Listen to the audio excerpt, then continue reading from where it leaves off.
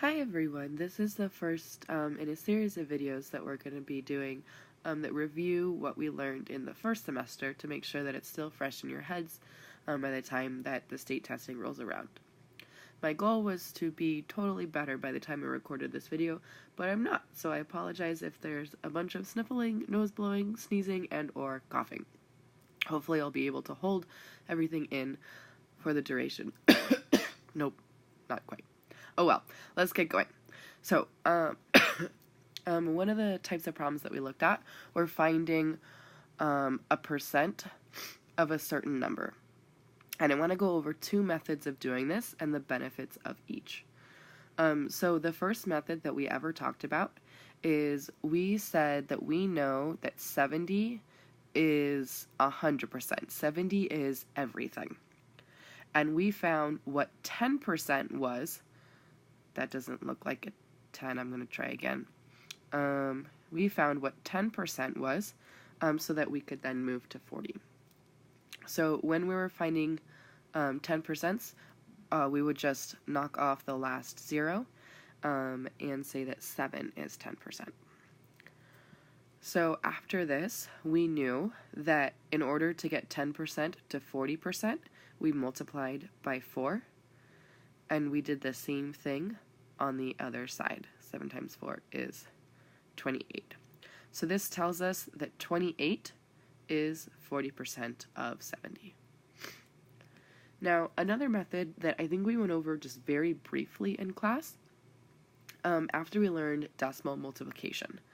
So this method, we would take our 40% and turn it into a decimal. You can choose to write 40 hundredths or just 4 tenths. Either way is fine.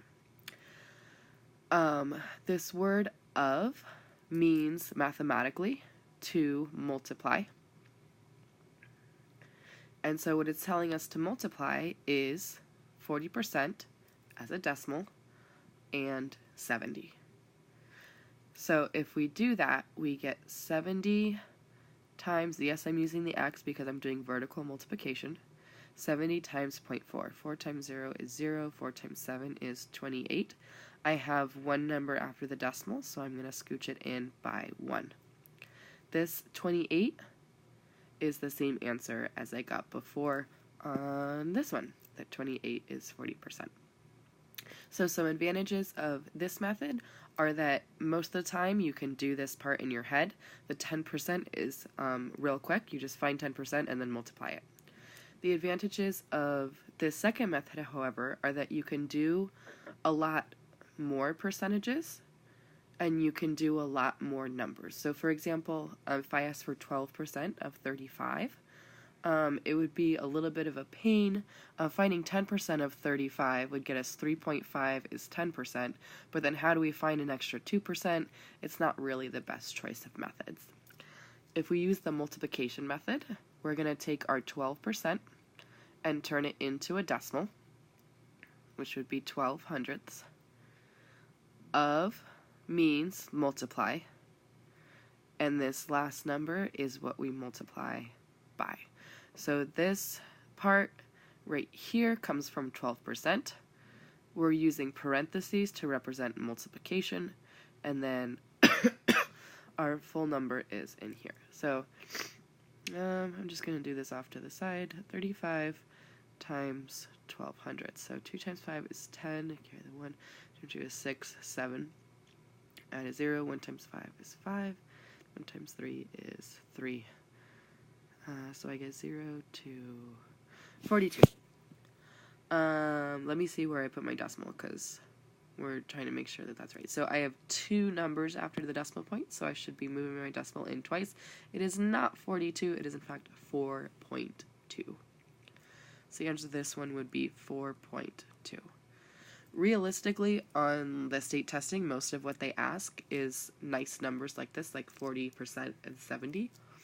But it's absolutely possible that they ask you something like this, in which case I highly recommend the multiplication method.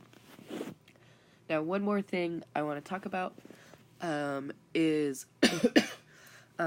what if things are in a different order? So this is 40% of something is 16. This one I would recommend making a percent ruler for. We started at 0%, 1, 10, 20, 30, 40, 50, 60, 70, 80, 90, 100%, 10, 20, 30, 40, 50% is right in here, which would mean that 40% is right here. So this 40% is connected to this 16. So we know that the 16 and the 40% are connected. 0% is always 0, and we can actually fill in because these are in equal increments. So if you do some figuring out, you can see that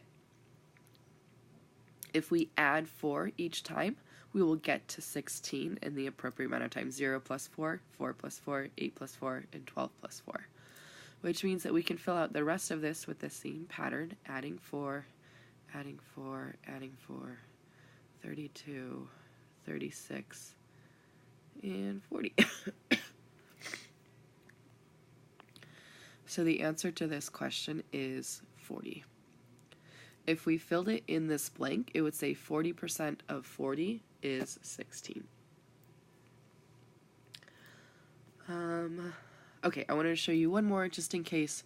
Number line, 0%, 10, 20, 30, 40, 50%, 60, 70, 80, 90, 100%, and I'm going to label that 60% because it's the important one, connected to the 42. If we figure this one out, it ends up being counting by sevens. 7, 14, 21, 28, 35, 42, 49, 56, 63. I remember that from 3rd grade. We had a song about the sevens. And then we would end with a 70. So our answer would be 70. 60% of 70 is 42.